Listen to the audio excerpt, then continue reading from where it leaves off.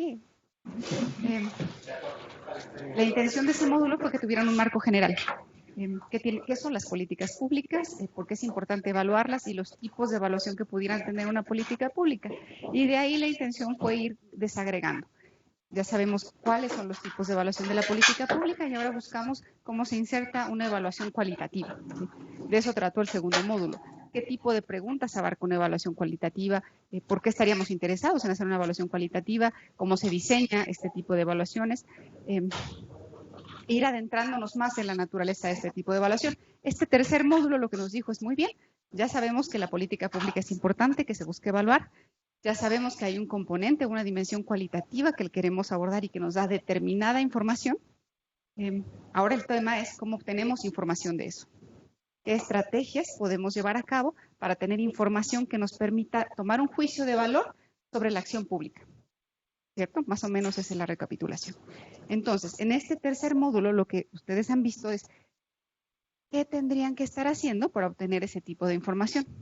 Pueden hacer entrevistas, pueden hacer grupos de enfoque, pueden hacer observación, pueden analizar documentos, pueden analizar textos y con esta sesión cerramos este conjunto de estrategias.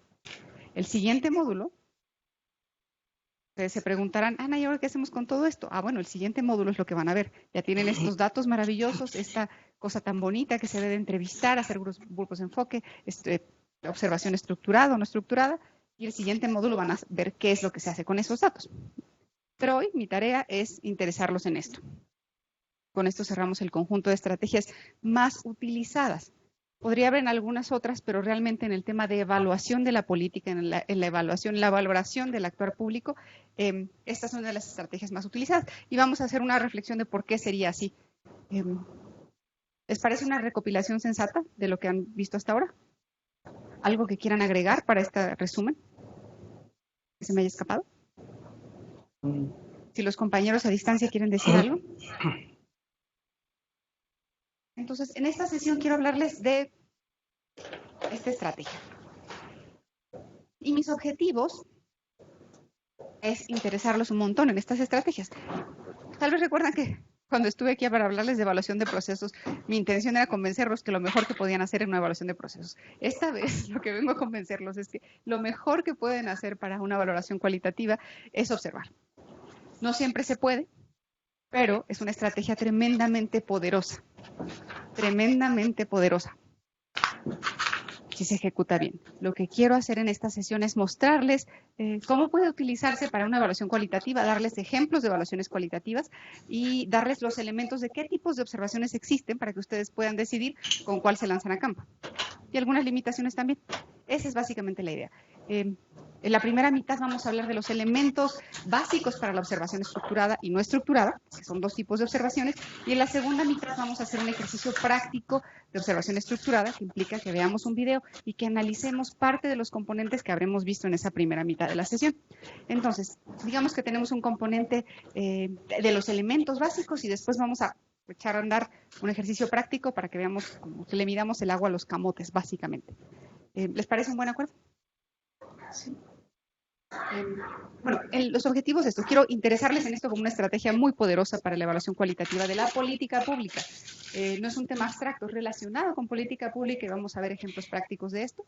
Vamos a hablar de los diferentes tipos de observación para que ustedes puedan tomar el pulso de qué les gustaría echar a andar para resolver qué tipos de preguntas y características fundamentales de esto en el campo. ¿Qué es lo que quiero proponerles? Primero vamos a hacer un ejercicio de conciencia de la observación. ¿A qué nos referimos con observar? Un poquito como para empezar como a afinar. Les voy a dar un ejemplo de por qué quiero hacer esto. Muchas veces, bueno, a ustedes seguro les ha pasado, a veces cuando están en una reunión social, en una conversación y conocen a desconocidos y desconocidas y les preguntan, oye, ¿tú qué haces? Yo digo, bueno, soy investigadora. Y entonces ahí digo, luego alguien me pregunta si sé quién mató a Colosio y esas cosas. Entonces digo, no, creo que tengo que desarrollar un poco más. Digo, bueno, hago investigación educativa y me especializo en observación de la práctica en el aula. Eso es lo que yo digo. Me dice, ¿te especializas en observación? Y yo, sí, eso es lo que hago. Me dice, yo también soy muy observador. Y yo, Es distinto. Esto es distinto, al igual que la entrevista y que el grupo de enfoque que se basa en la conversación. Ustedes me van a decir, yo converso perfectamente, soy un gran conversador.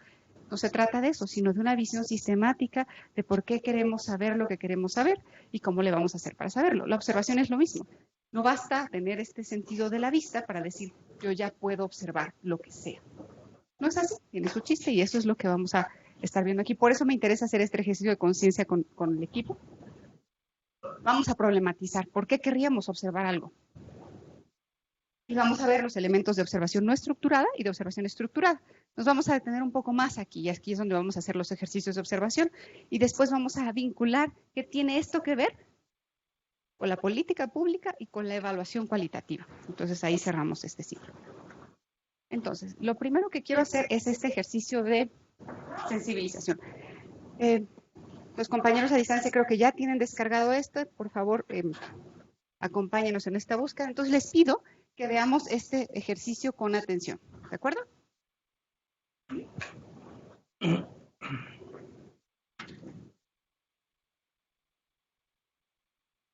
This is an awareness test. How many passes does the team in white make?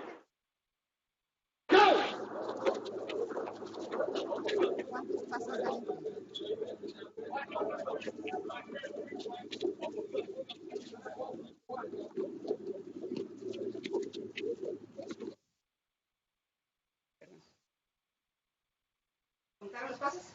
¿Cuántos? 13. ¿Quién da más? 3. ¿Quién da menos? ¿13? Confiamos en usted.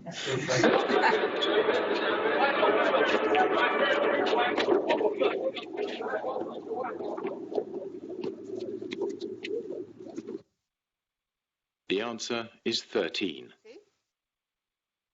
But did you see the moonwalking bear?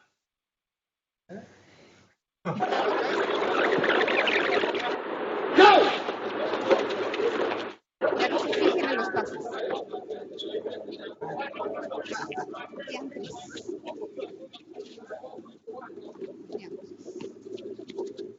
Interfirió ahí, ¿eh? Siempre estuvo. Se los puedo poner desde el principio. Es como un error. Is an awareness test. Siempre estuvo. Siempre estuvo. How many passes does the No team lo in voy a white factorar, make? solo quiero que lo vean desde el principio. Ahí está.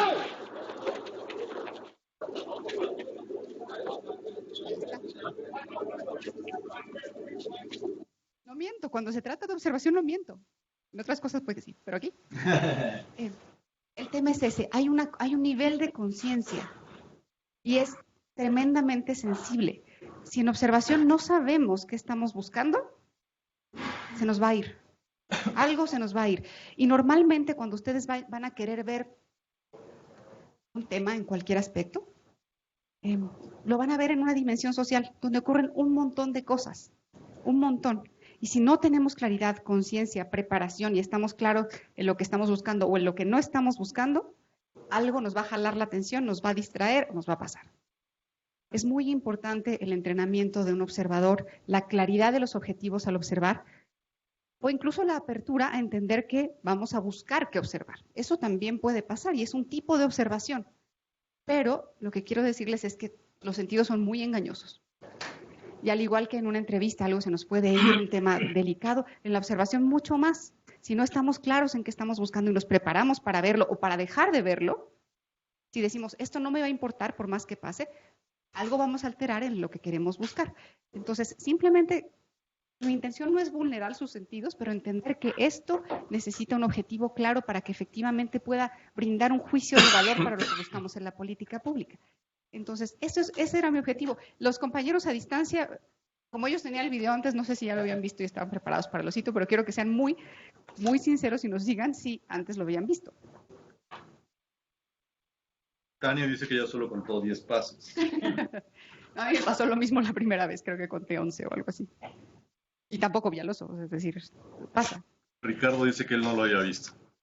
Qué bueno, no me siento tan mal. Este video se usó en una campaña de concientización en el Reino Unido. Lo que querían hacer, tenían un problema de política pública, un problema público, ¿y cuál creen que era? Raro, pero fíjense. tenían muchas, tenían muertes por atropellamiento de ciclistas. Es decir, los conductores de automóvil no veían a los ciclistas.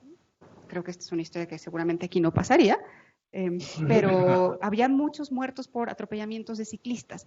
Entonces, esta campaña lo que pretendía difundir es ser consciente de que hay personas en otros vehículos distintos al auto y que merecen ser tomados en cuenta y es más, son más vulnerables y ya está.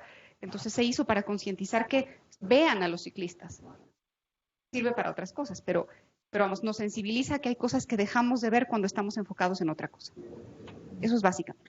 Ahora, retomando el tema de política pública, quiero preguntarles esto, ¿qué problema resolvemos observando? Es decir, y quiero situarlo aquí.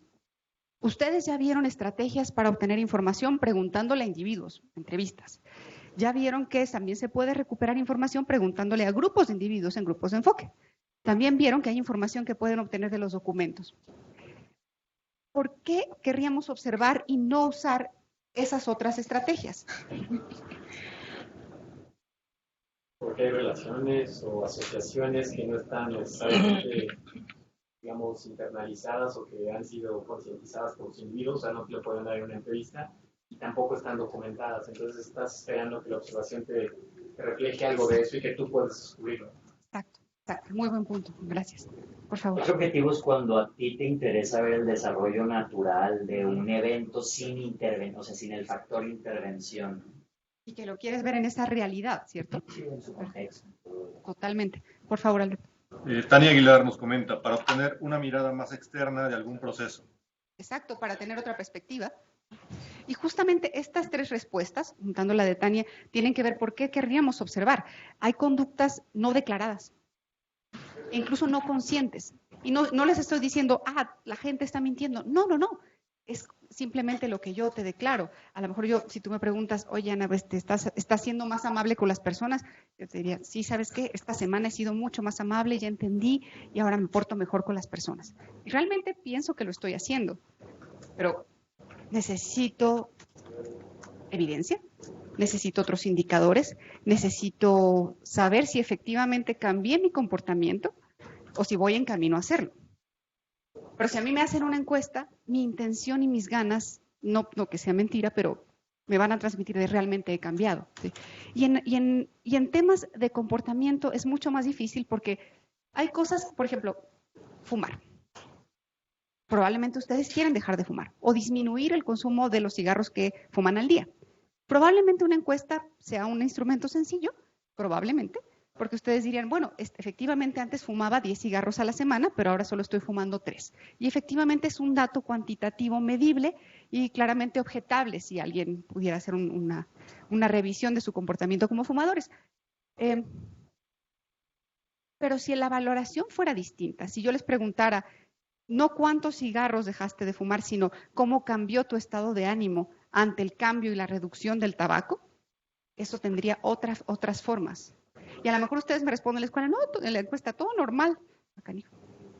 Tendría que preguntarles a la gente alrededor, pero lo más significativo sería acercarme a verles. Los cambios de comportamiento son difíciles de moderar y recuerden que una política pública lo que busca es un cambio de comportamiento y a veces hay formas claras de verlo y a veces no. Esta estrategia en sí es poderosa para ver esos cambios de conducta, esos cambios de comportamiento, esos entornos reales en donde está sucediendo el fenómeno, muy útil para procesos, para efectivamente ver si el proceso es mucho más eficiente, si está ocurriendo de una manera más articulada, si el procedimiento por ejemplo, del trámite de placas ahora fluye mejor, si los servidores públicos son más amables, si la gente sale más satisfecha, si todo el proceso fue bueno, nos permite una dimensión que los otros instrumentos nos permiten aproximar, pero no nos dan evidencia contundente, sobre todo en cambios de comportamientos. Es aquí entonces donde entramos con eso. Por eso, el problema es, hay cosas que con los instrumentos que ya conocemos hasta ahora, no nos da suficiente información. Este es un instrumento poderoso si es bien llevado. ¿Más o menos los convencí? Hay básicamente dos grandes tipos de observación. Dos. De ahí se desprenden como sus subhijitos. quiero empezar por estos grandes tipos de observación. La primera es, seguramente ustedes lo han escuchado hablar, etnografía. ¿Sí lo han escuchado? También se le conoce como observación no estructurada. ¿Y por qué se le pone ese nombre tan ruin? Yo les voy a explicar. En una observación no estructurada, el observador no sabe, más bien no es que no sepa, pero déjenme repasarlo mejor. El observador está abierto a descubrir las variables importantes del fenómeno. Ay, sería el orgullo de mi maestra de Quali. Ustedes como observadores no entran a ver el fenómeno sabiendo que están buscando. Cuando vimos el video del osito del Moonwalk, yo les dije, bueno, cuenten el número de pases, y ustedes sabían que lo que tenían que hacer era contar el número de pases. No tenían que contar cuántas mujeres tenían la pelota y cuántas veces lo aventaban, no tenían que ver si había un animal pasando, ustedes iban claros, voy a contar el número de pases. Cuando entran al fenómeno buscando algo específico y ya de entrada lo saben, esa es una observación estructurada. Si ustedes van a ver efectivamente cuántas veces el servidor público de la ventanilla 7 dijo gracias, eso es observación estructurada. Pero si entran a ver el fenómeno como quiero entender el fenómeno, quiero ver cómo se construye, estoy abierto a identificar los elementos importantes de este fenómeno, se le llama observación no estructurada o etnografía. Y eso busca el entendimiento del fenómeno. Ustedes me dirán, entonces son excluyentes, observación estructurada y no estructurada. No necesariamente. Exactamente. Son dos momentos que tienen que ver con cómo te acercas y cuándo te acercas al fenómeno. ¿Y qué es lo que quieres saber en tu pregunta de evaluación? ¿A qué me refiero? Todas aquellas personas que llegaron a hacer observación estructurada, alguien recorrió el camino antes para saber qué variables eran importantes en ese fenómeno.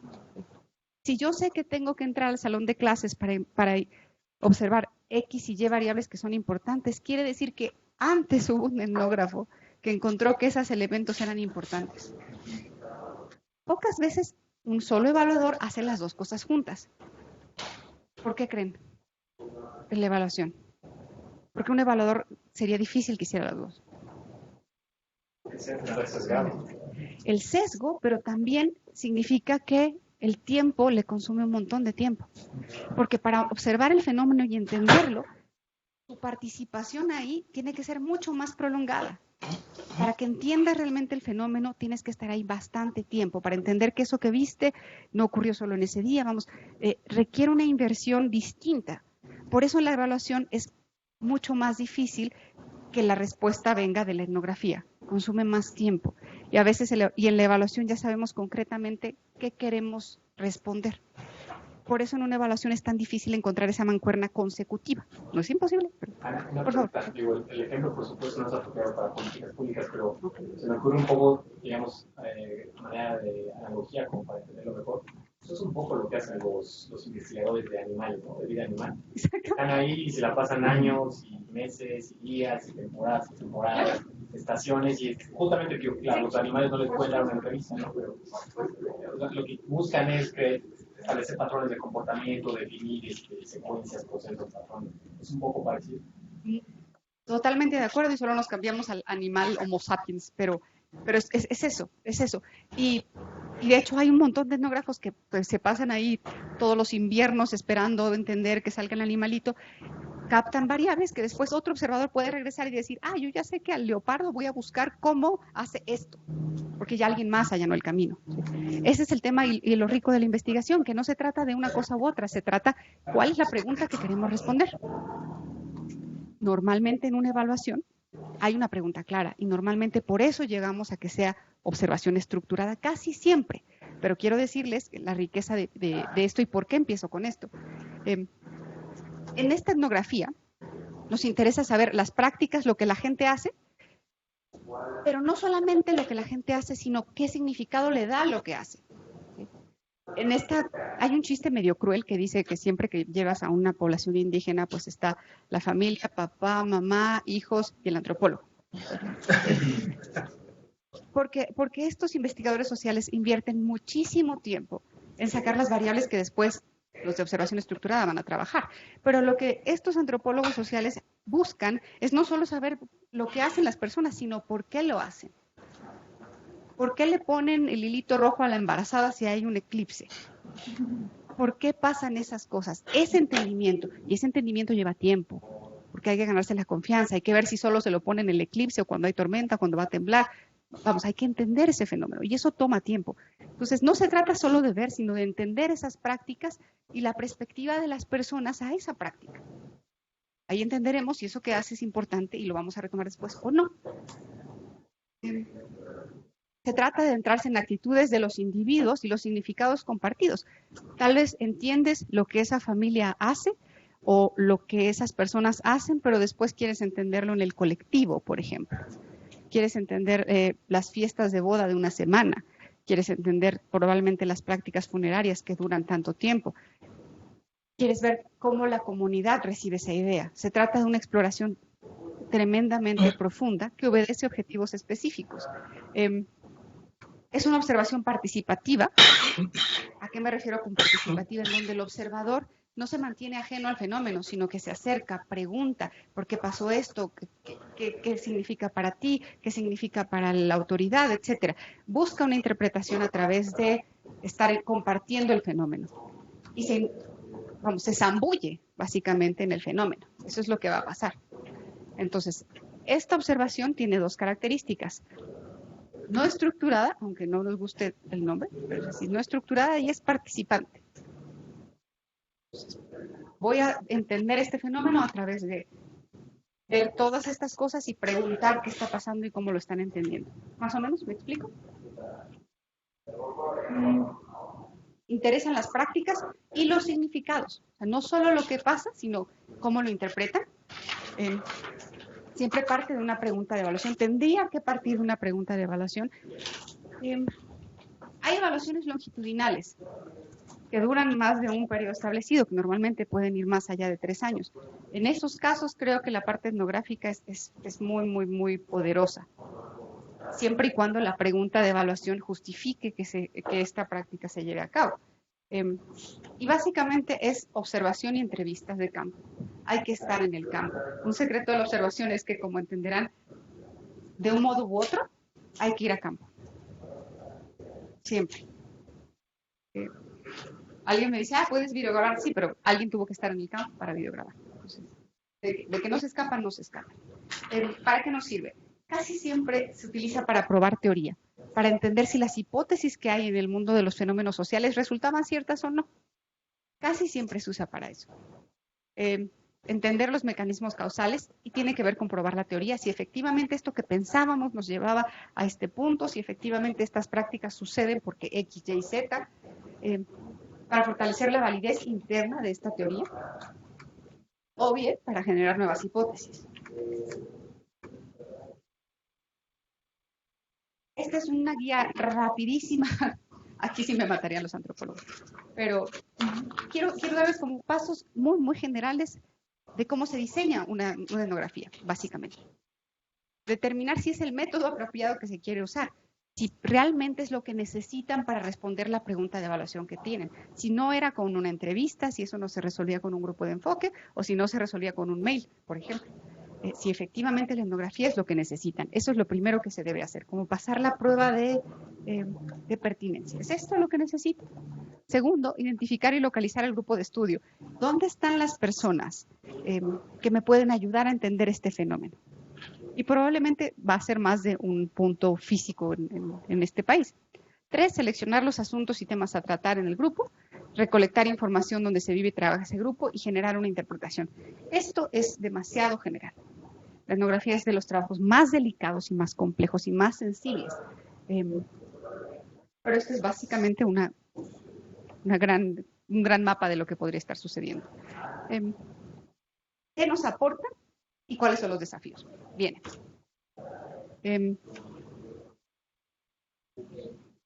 Las grandes contribuciones de la etnografía son para demostrar algo,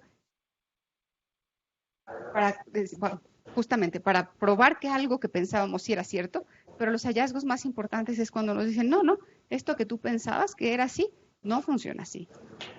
La población indígena no hace esto por aquello que tú creías, lo hace por esta razón. Por lo tanto, tal vez tu problema público debería atender esta situación y no aquella. Confirmar hallazgos previamente establecidos y generar preguntas sobre conceptos y paradigmas que actualmente forman parte de la base de proyectos de la acción pública. Necesitamos entender el problema y los contextos si queremos decidir políticas públicas pertinentes. Hay muchas políticas públicas que llegan a población indígena sin entender el contexto, sin entender si son pertinentes para las comunidades. Y eso es el peor error que podemos cometer. En políticas públicas generalizadas que piensen que todas las poblaciones indígenas son iguales y atienden a las mismas motivaciones y a los mismos elementos. Si no tenemos información pertinente sobre justo esas motivaciones, vamos a estar perdiendo el tiempo y el dinero de todos. Sí requiere una sensibilidad particular, y ya lo vieron con Iván en el tema de ética. Meterse en el fenómeno, meterse en la vivencia de otros y entender esos significados requiere un montón de respeto y requiere un montón de desafíos para el observador, que ahora la siguiente lámina se los voy a comentar.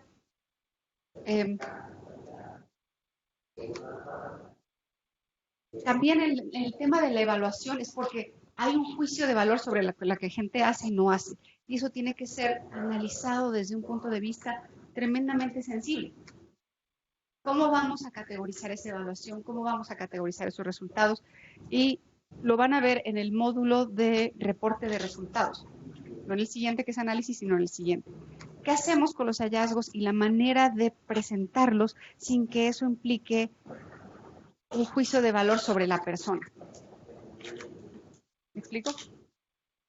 En este caso, al estar a sumergirse en el fenómeno es un desafío tremendo para interpretar y comunicar esos hallazgos. A esto me refiero con la sensibilidad. Básicamente aquí. Una etnografía requiere tiempo para entender el fenómeno, para meterse ahí, para vivirlo literalmente. Requiere recursos. ¿Cómo vamos a sustentar que están observadores ahí por mucho tiempo, antropólogos por 2 o 3 años? ¿Cómo vamos a financiar estos temas? Pero también requiere que estemos muy atentos a estos riesgos, el etnocentrismo y el sociocentrismo. Y lo vieron seguramente con Ivania. ¿Por qué voy a llegar yo a una población y decir que lo que hacen está mal? ¿Por qué voy a llegar a una población y decir eso, que casen a las niñas a los 15 años está mal? Seguramente está mal, pero no es nuestro papel y nuestra evaluación no pasa por eso y tiene que ser muy cuidadoso en decir que los valores y los atributos de valor que yo traigo son los que deberían imperar en lo que estoy viendo. Y ese es un desafío tremendamente alto. ¿Me explico con esto? ¿Cómo valorar las costumbres de los demás y salirme de que yo soy el centro de los valores que deberían regir la conducta de todos? O los valores que mi sociedad me ha otorgado son los que yo voy a salir a pregonar como los de más alto valor. Eso es muy desafiante para los observadores. Por eso esto también requiere un entrenamiento. Últimamente, la verdad es que ha habido también riesgos de seguridad física, seguridad la que conocemos y la que nos aterra a todos. ¿Cómo va a ir alguien, un jovencito que quiere ser antropólogo, a vivir un año en una comunidad sin red? Ese es un tema serio para la investigación científica. Santos, por favor. Sí, por ejemplo, tienes razón en que como que ese espíritu de conquistador de que yo llego y sé todo lo que debes hacer, ¿no? Pero si tú ya tienes una pregunta preconcebida y la tienes ya bien estructurada y sabes a lo que vas, ¿cómo? Y supuestamente esa pregunta te va a implicar un cambio. Para eso estás ahí, ¿no? Para ver qué cambios, cómo lo metes. ¿Cómo respetas eso, los usos y costumbres, y al mismo tiempo, de alguna manera, en tu análisis tienes que inducir a un cambio para lo que es tu objetivo de análisis que estás haciendo? No lo sé, porque como observador es posible que tú vayas solamente a ver. Tú no eres el implementador de la política. Ese es un gran desafío. Una cosa es ser el instrumentador del cambio, el implementador de la política, y otra el observador que va a ver qué pasa. No sé si me explico. Si, por ejemplo, hay un tema de... ¿tienen algún ejemplo ustedes? A mí se me viene el ejemplo de lo importante que era, por ejemplo, hervir el agua en poblaciones alejadas, en poblaciones indígenas. Cómo hacer que el agua fuera saludable a partir de hervirla y cómo ir con ciertas comunidades y mostrarles que hirviendo el agua se disminuían un conjunto de enfermedades y de riesgo, sobre todo para los niños. Una cosa es observar y otra cosa es ser el promotor de ese cambio. No se puede ser juez y parte. Eso es lo que tiene que quedar claro. Probablemente tengan un conjunto de personas que van a hacer toda esta campaña de concientización, digamos, sobre los beneficios de hervir el agua. Y tú como observador, pues llegas aparte y trabajas junto con la implementadora en observar y en preguntar a las madres o padres de familia cuáles son los efectos, por qué la quiere hervir, qué piensa que pasa si se hierve, pero tú no eres el implementador. Pero entonces, ¿qué caso tiene el estudio si el implementador es uno y el observador es otro? ¿Cómo en determinado momento vas a embonar que lo que tú estás observando el día de mañana se va a implementar? Si tu implementador no tienes esa claridad o esa conciencia de lo que se está haciendo. Tengo una respuesta para eso, pero tal vez Alberto y los más compañeros quieran contribuir a esta pregunta. Es que yo creo que son dos etapas distintas, Santos. Y creo que la evaluación cualitativa la puedes hacer previo a la implementación para definir qué vas a hacer durante la puesta en marcha de la política pública que te vayas a poner en cierto lugar, en una comunidad, etc. Y además después la evaluación cualitativa llega post implementación. Ya implementaste la política, ya está en marcha la política, ya está en marcha el programa, llega el evaluador, hace la observación y regresa con las conclusiones otra vez a la oficina para decir, ¿saben qué? Lo que se está haciendo no funciona por A, B, C o D. Entonces creo que sí son dos etapas muy distintas y que no debemos de confundir. Tienen que ver, si recuerdan su módulo 1 de evaluación de las políticas públicas, ustedes vieron evaluación de diseño, evaluación de procesos e evaluación de impacto. Y eso ocurría antes de la implementación, durante la implementación y posterior a la implementación. Y tenía objetivos distintos. Quieren una evaluación de diseño, ustedes quieren saber si efectivamente el plan para cambiar esa conducta tiene lógica. Si tiene lógica que haciendo esto vamos a obtener esto como plan. En una evaluación de procesos ustedes van a salir a campo y ver si eso que se dijo que iba a suceder realmente está sucediendo. Y en una de impacto, lo que van a saber es si eso funcionó o no. Entonces, hay momentos de la evaluación y hay implementadores. Un evaluador cualitativo va a entrar a observar, pero tiene que ser distinto al implementador, porque es un agente parcial, es un agente externo que va a decir un juicio de valor sobre la implementación. Muy probablemente lo que un observador cualitativo pudiera ver, en el caso de esto, de hervir el agua, un observador podría decir, ¿saben? El problema es que el diseño está perfecto, pero las promotoras solo hablan español y van a comunidades indígenas. Y ahí nadie se entiende, porque no hablan lengua indígena. O puede decir, ¿saben? La explicación que dan las promotoras es incomprensible para las madres y padres de familia responsables del agua, porque usan términos muy complejos, porque realmente les están hablando de situaciones que no son la realidad en ese pueblo, porque les hablan que hay que hervir el agua del garrafón, estoy inventando, y el agua de ahí viene por pozo, no tiene sentido. Una evaluación de este tipo va a venir en momentos distintos y ejecutada por personal distinto, porque si no, no puede ser juez y parte. Tal vez tú dices, híjole, yo les explico bien clarito, pero no viene un agente externo a observar el fenómeno y entender qué es lo que puede estar pasando entre la instrumentación de la política y entre el éxito de esa implementación. ¿Me explico, Santos? Sí. Pero sí, son momentos distintos y actores distintos. Por favor. Tania Aguilar nos comenta, con la observación estaríamos obteniendo información que posteriormente te permite generar la línea de acción posterior.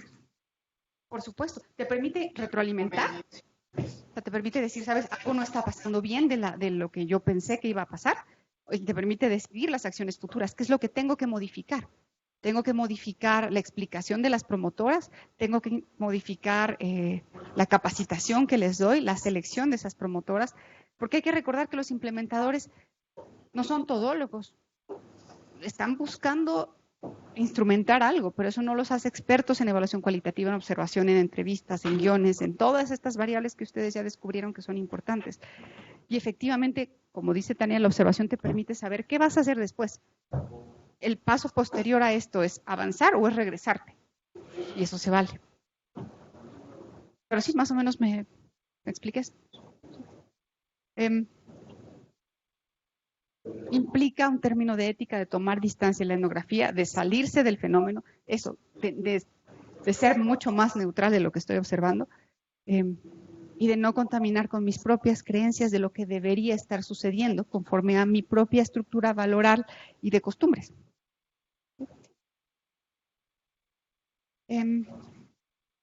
¿Cómo se relaciona la etnografía con la evaluación cualitativa? Me adelanté un poco al principio y les decía, pocas veces es utilizada y básicamente es por el tema de tiempos y recursos. Muchas veces las evaluaciones tienen que desarrollarse en el transcurso de meses y a veces hasta 2 meses en el plural. En ese sentido, la pregunta de evaluación no siempre se alinea con las estrategias metodológicas que una etnografía requiere. Requiere más tiempo, requiere recursos y normalmente está asociada a un tipo de preguntas distintas. Una evaluación cualitativa va a ir mucho más empatada a las características que tiene la observación estructurada y ahora lo vamos a ver. Deseable que se utilice, por supuesto. Ojalá nos movamos a evaluaciones cualitativas longitudinales que nos permitan entender nuestros fenómenos con mucho más certeza y profundidad. Por favor, Cristian. Espera sobre ejercicio de evaluación. No que yo sepa, pero sí se hizo observación estructurada de otros componentes. Pero sí utilizo observación. El gran tema con Progresa es que ha sido muy evaluado, pero las evaluaciones longitudinales han sido con variables cuantitativas más que cualitativas. Desafortunadamente no conozco, tal vez ahí no lo conozco, pero hay observaciones, digamos que en fragmentos del programa, que digamos se ligaron con otra información y construyeron una historia realmente buena. Pero no conozco una etnografía con esto. Pero voy a averiguar, es una buena pregunta. Esa es la relación. ¿Sería deseable utilizarla? Tenemos pocas experiencias sobre eso. Pero vamos, eso hacia allá hay que movernos. Ahora, ¿tienen alguna pregunta sobre observación no estructurada? ¿Etnografía? ¿Ya quieren irse a campo a hacer etnografía?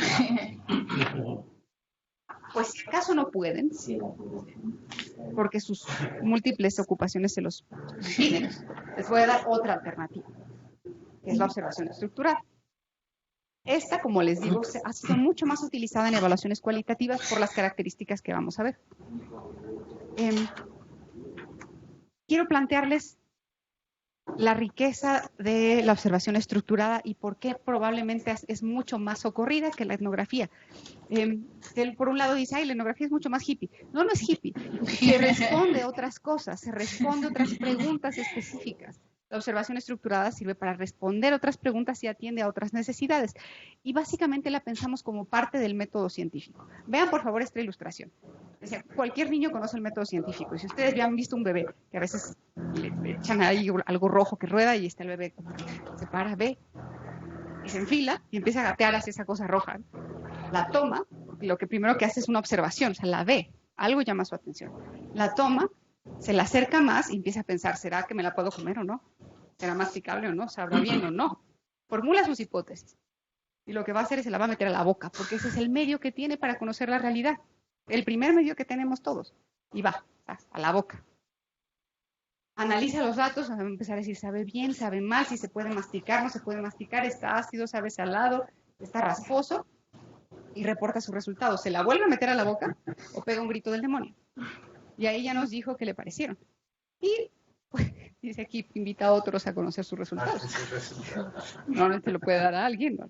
Pero vamos, es un acercamiento a la realidad. Lo primero que hacemos es ver el fenómeno. Y de ahí tomamos hipótesis y juicios de valor. Eso es parte de la observación, parte del método científico. Pero para que sea parte del método científico, tiene que ser sistemático, no solo mirar. No solo es una ocurrencia de algo que pasó. Tenemos que entrar a un proceso que llamamos sistemático. Y aquí quiero jalar su atención otra vez. Esta imagen se ve un poquito más clara aquí, pero la distancia es mucho mayor. Espero que los compañeros a distancia tengan más claridad. Si yo les dijera, ¿qué quieren ver aquí? Se supone, les voy a dar el contexto, es un salón de clases. Si yo les preguntara, ¿qué quieren ver aquí? ¿Qué me dicen? Quieren Quieren ver a Wally, eso yo también me mandaría, pero ¿qué les gustaría ver en ese salón de clases? ¿A qué les gustaría entrar a ver ese salón de clases? ¿A buscar qué? La maestra. La gran respuesta. Y se vale hacer la pregunta de qué te gustaría que viéramos ahí. Sí. O sea, ¿qué quieres tú que veamos? O sea, en un contexto tan caótico. Esa ya es una respuesta. Por ejemplo, Oscar de Caos. Pero alguien dice, ¿dónde está el maestro? ¿O dónde está Wally? Alguien me puede decir, yo quisiera ver cuántos animales hay en el salón de clases. Y alguien diría, yo me pregunto por qué hay animales en el salón de clases. Alguien quisiera ver, yo quiero ver cómo están distribuidos los niños y las niñas en el salón. Alguien me diría, yo quiero ver si están usando uniforme o no. Alguien me diría, yo quiero ver los elementos didácticos que están en el salón. Alguien me diría, yo quiero ver la forma en cómo el maestro, donde quiera que esté, les habla a los estudiantes. Alguien me diría, yo quiero ver los materiales, los libros de texto, si los usan o no los usan. Yo quisiera ver temas de género. Hay inmensidad de cosas que se pueden ver, inmensidad. Incluso, por ejemplo, yo veo caos. Alguien me diría, yo quiero ver cómo son las relaciones de disciplina, de orden. Alguien diría, yo quiero ver cómo aprenden los estudiantes. Una pregunta válida. Hay un montón de cosas que ver. Y a eso me refería con que los escenarios sociales son tan atrayentes que si no nos fijamos un objetivo, hablando de la observación estructurada, nos vamos a perder. Les voy a poner un ejemplo. Yo fui a observar a un preescolar. Antes había observado en primarias y en bachilleratos y en secundarias. Yo dije, ¿por qué no? Un preescolar, ¿qué tan difícil puede ser? Pues ahí estoy. Me siento en la sillita y yo con las rodillas acá. Y de repente se me acerca una niña y me dice, ¿cómo te llamas? Bueno, para no hacerles el cuento largo, a los 5 minutos ya tenía 10 carajillos aquí, bombardeándome de preguntas y yo no sabía qué hacer. Yo no tendría que haber estado hablando con ellos. Pero ya no sabía cómo quitármelos. Ya no. O sea, me metí en un lío que no supe salir, más que saliéndome del salón. Pero si no tenemos cuidado a qué entramos y cómo entramos, la cosa se descontrola. Y otra cosa, después ya cuando me goberné y dije, no, ya no hables con estos escuincles, ya, no les hagas caso, no hagas contacto visual siquiera. No. Está bien, lo pude hacer y estaba tratando de observar a la maestra, pero en mi opinión, los niños hacían cosas tan divertidas, porque eran unos pequeños, que al rato yo ya no sabía, o sea, ya dejaba de ver a la maestra y yo, ¡ay, mira la arena! No te concentras, de verdad. Es un problema. Y los fenómenos sociales son así de atrayentes. Algo pasa, algo te distrae, te giras y ya. Ese es un problema. Hay que ser muy claros en lo que vamos a ver. Hablando de observación estructurada. Por favor, Albert. Y dice Tania Aguilar, con la observación podríamos obtener descripciones detalladas de entornos, de sucesos o de personas, de interacciones y hasta de conductas que son observables. Pregunto, ¿serviría entonces para incorporar lo que los participantes comentan, sus experiencias, actitudes, creencias, pensamientos y reflexiones, tal como son expresadas por ellos y no como las percibe el investigador? Es decir, ¿a eso desearíamos llegar? No entendí muy bien la pregunta, Tania, pero en este tipo de observación y para estos fines, o sea, para evaluación, lo que queremos es responder la pregunta de evaluación. Probablemente parte de esa respuesta implica decir, ¿sabes? Esto no está funcionando porque los participantes piensan esto. Parte de la respuesta y la retroalimentación que damos en una evaluación puede provenir de esa obtención de las realidades de los participantes. Entonces, efectivamente, la pertinencia. A ver, a lo que voy, les voy a dar un ejemplo. Una evaluación de procesos puede, recuerdan, dice, ¿las cosas están sucediendo como se pensaron? La respuesta es no, porque los participantes piensan que esto debería estar sucediendo así, así y así. Y en ese caso la observación sí es un elemento poderoso para retroalimentar esa respuesta. Sí, dice que se refiere a la importancia de la imparcialidad en el proceso de observación. Tengo una lámina para eso, por supuesto. Por supuesto. Al igual que la observación estructurada, estamos lidiando con que el observador es una persona, con juicios de valor, con cargas sociales, culturales fuertes, que tenemos que dejar a un lado al momento de acercarnos y observar. Por eso el observador requiere una preparación, una profesionalización. Por eso es un agente profesional. Efectivamente, tiene que ver con la imparcialidad y con lo que el observador crea. Si el observador ya tiene las respuestas de por qué una política no está funcionando, pues ¿para qué va a campo, no? Lo que se supone es va a salir y entender lo que los participantes viven, necesitan y experimentan para volver y retroalimentar esa política pública. Y aquí, como observadores estructurados o no estructurados, lidiamos con esto, los prejuicios. Vean esto. Ay, sí, es un doctor muy bueno, qué profesional. Pero ven a esta persona y ¡ay, corre! Entonces, hay cosas que tenemos que matizar. En la experiencia que tengo como observadora de la práctica docente, me he topado con muchas cosas tratando con otros observadores. Por ejemplo, hay colegas observadores que he visto que entran a un salón de clases y dicen, esta maestra es muy joven, yo creo que no va a saber. ¿Por qué dices eso? ¿Qué has visto? ¿Solo porque es joven ya no es buena maestra? O, este maestro es muy viejo, yo creo que va a estar muy aburrido. Pues no, o sea, no podemos tener esos juicios de valor cuando vamos a ver un fenómeno social. Tenemos que quitarnos esos prejuicios de, está muy joven, está muy alta, la voz no me gusta, se llama como mi exnovio que me arruinó la vida. No, o sea, tenemos que dejar todas esas cosas afuera, de verdad, afuera y a un lado. Y no es menor, de verdad pasa. Yo he visto clases, a veces cuando observo clases, son clases de 50 minutos y a veces las videograbamos y las repasamos. He encontrado docentes que tienen un timbre de voz que resulta muy difícil para mí. Y me tengo que aguantar y decir, el timbre de su voz no debe significar nada. Y no crean, a los 40 minutos ya estoy que, por Dios, tengo que hacer una pausa. Pasa en las formas más inesperadas. Pero hay que estar preparados, hay que ser conscientes. Como los AA, primero hay que aceptarlo. Y hay que detectarse, y hay que escanearse uno y decir, a ver, voy a ver, ¿hay algo que me está molestando aquí? No me gusta el color de uñas ni el peinado de la persona a la que estoy viendo, eso no importa. Y dejar eso a un lado requiere una conciencia profunda y un grado de profesionalismo alto y una preparación. Se tiene que hacer así. Y hay estos riesgos, o de magnificar esto, de decir, no, es que la maestra es tan amable, tan linda, se viste tan bonito, está tan bien peinada, que claro, era una gran maestra. No sé, habrá que ver. Ay, este maestro es tan guapo, se parece a Chayanne.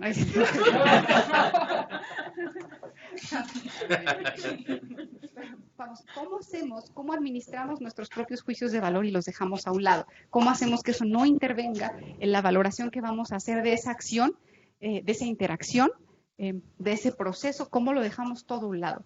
Y el primer punto es escanéense. Véanse y digan, ¿qué estoy sintiendo? ¿Qué es lo que me molesta? ¿Qué me está irritando? Identifíquelo y en ese momento háganlo un ladito, encapsúlenlo. No quiere decir que a partir de esto les gusten todas las personas con tatuajes si es que les molesta, pero encapsulen eso y decir, los tatuajes aquí no importan, me tengo que fijar en esto. Por favor. Por decir, establecer estas comparaciones a lo que te refieres con los referentes, pues si se parece al exnovio que terminó la vida y eso, o sea, eso es... Exacto, esos referentes, o se parece mucho a mi maestra que era tan buena, se parece mucho a mi maestra de segundo de primaria que me hizo la vida feliz, o se parece mucho al maestro que odio, o al tío que odio, o a la exnovia, exnovio, o palmera que fuera que odio, no importa, se llama igual, listo, a entenderlo, identificarlo, encapsúlanlo y déjelo ahí. No quiere decir que ahora van a amar a su tío o volver con su exnovio. No. Significa que eso lo van a dejar fuera del análisis que tienen que desarrollar. Y es un punto, como decía Tania, fundamental para que el análisis sea lo más objetivo posible. No podemos, nada es infalible. Pero sí, si empezamos a administrar esas cosas, sí las podemos dejar de lado para irnos a lo que queremos evaluar. Eso, perdón, también requiere un ejercicio muy fuerte, independientemente de que te capacites como evaluador, como observador, como investigador. También es un ejercicio muy fuerte de apertura, ¿no? De que tú digas, bueno, a mí yo detecto a la gente con tatuajes, por ejemplo, pero en mi rol como observador, a mí me quito esa máscara o esa cachucha, o como sea, y me da igual, o sea, porque tengo que ser aparentemente neutral. Ya saliendo de mi casa, a lo mejor es obvio, pero esa ya es tu personalidad, ¿no? Digo, no lo sé. Totalmente, totalmente. Implica un ejercicio de conciencia, o sea, como de que seas consciente y te detectes de por qué es lo que me está irritando y me está molestando, lo encapsules, después ya decidirás si lo sacas o vas a terapia, pero primero que lo identifiques en la alteración con tu juicio de valor sobre la acción que estás observando, a quién estás observando o qué interacción estás observando. Enseguida voy, solo déjenme ponerles un ejemplo, también tiene que ver de las variables que estás observando. Me refiero a los ejemplos de observación de aula porque es lo que más he hecho y donde me vienen más ejemplos, pero yo estaba observando a un docente sobre cómo explicaba matemáticas y me di cuenta que el maestro tenía una fuerte carga de género y cómo trataba distinto a las estudiantes mujeres y a los estudiantes varones. Era como si me hubieran puesto limón en el ojo, pero lo que yo estaba observando era su lenguaje matemático. El uso de su lenguaje matemático y cómo él explicaba las matemáticas en la generalidad. El punto, no estaba yo usando un protocolo de género, no, estaba usando un protocolo de calidad de la enseñanza de las matemáticas. Y ahí me tenía que concentrar, sin importar que me pareciera el heteropatriarca más nefasto del mundo, yo estaba viendo matemáticas. Si hubiese estado viendo género, listo, ahí se solucionaba el tema, pero no, implica entonces también separar las cosas que estás tratando de valorar. Por favor, querías, aquí al fondo, querías comentarnos algo, por favor. Entonces, podríamos decir que dos cosas. Hay que tener como muy claro el objetivo de la pregunta que estamos observando, como este ejemplo que decías. Totalmente. Lenguaje matemático. Exacto. Y algo que es como muy de terapeutas, evitar transferencias y contratransferencias. Creo que ese es el término correcto, es el término profesional. Lo voy a incorporar a mi siguiente presentación. Pero sí, efectivamente es lo que quiero decir. Primero, ¿qué estamos evaluando? Con qué elementos lo vamos a ver y evitar esas transferencias que mencionas, tal cual. Yo lo menciono como riesgos de sesgos, pero justamente, o sea, cómo encapsularlos. Y pasa, insisto, el primer paso es ser conscientes. O sea, hagan un escaneo. ¿Qué me está irritando de esta persona? ¿Qué me molesta? Y una vez que lo detecten, después lo sacan, insisto, o después van a terapia, insisto. Pero mientras estén en esa evaluación, y el gran secreto, bueno, el gran secreto lo voy a guardar para la mitad, ahorita. Yo tengo una pregunta, o sea, se relaciona evidentemente con el tema, pero no está tan implícito, y no sé si lo vas a tratar después, pero me llamó la atención ahorita que dijiste, o sea, me brincó y me acordé que la tenía como guardada desde hace tiempo. Que este ejemplo del maestro que tenía un fuerte sesgo de género, ¿qué haces cuando en tu papel como investigador, cualquiera que sea la técnica que estés aplicando, pero bueno, en esta me parece que se presta un poco más probablemente, registras o observas eventos por decir, que pueden ser altamente nocivos o sea, ¿qué haces por decir si observas alguna conducta de violencia simbólica o cuestiones que puedan realmente estar causando? O sea, ¿cómo manejas esa situación entre la ética, entre el objetivo de la investigación y también la responsabilidad personal y social de denunciar algún evento que estás presenciando que sea como promotor de violencia o que sea probablemente o posiblemente peligroso, ¿no? De acuerdo. Si tienes alguna experiencia particular que te haya... no hemos llegado les voy a decir cuál es la situación más sensible a la que me he enfrentado. Y tiene que ver con temas de género. Estábamos observando, yo estaba físicamente en un salón de bachillerato y estaba observando las interacciones educativas entre el docente y los estudiantes. Era un maestro de matemáticas y pone un ejercicio en el pizarrón y pide que pasen un estudiante a resolverlo. Quien se ofrece voluntariamente es una jovencita. Ella camina hacia el pizarrón y cuando empieza a caminar, sus compañeros varones comienzan a chiflarle, ¿sí? Y lo que ella empieza a hacer es a jalarse la falda, ¿saben? Como tratando de un tema de vulnerabilidad. Muy difícil. Y maestro no hace nada y se ríe. En ese momento yo no puedo hacer nada. Y eso que voy a decir que hice, no sé si sea lo mejor. No le digan a Ivania, no le digan a nadie. Pero al terminar la clase, lo que sí le dije es, maestro, francamente usted vio este episodio, ella estaba claramente incómoda y usted no detuvo un acoso. Yo esperaría que eso no vuelva a ocurrir. ¿Quién soy yo? Nadie. ¿Qué autoridad tengo con él? Nadie. Pero es algo que no puedo mantenerme, no puedo hacer nada en el momento, porque no puedo alterar lo que está sucediendo. La observación que yo estaba ejecutando es no participante. Obviamente hay niveles de ética. Si hubiera sido una agresión física, por supuesto que hay que intervenir. No se reporta, se interviene, se hace lo que se tiene que hacer.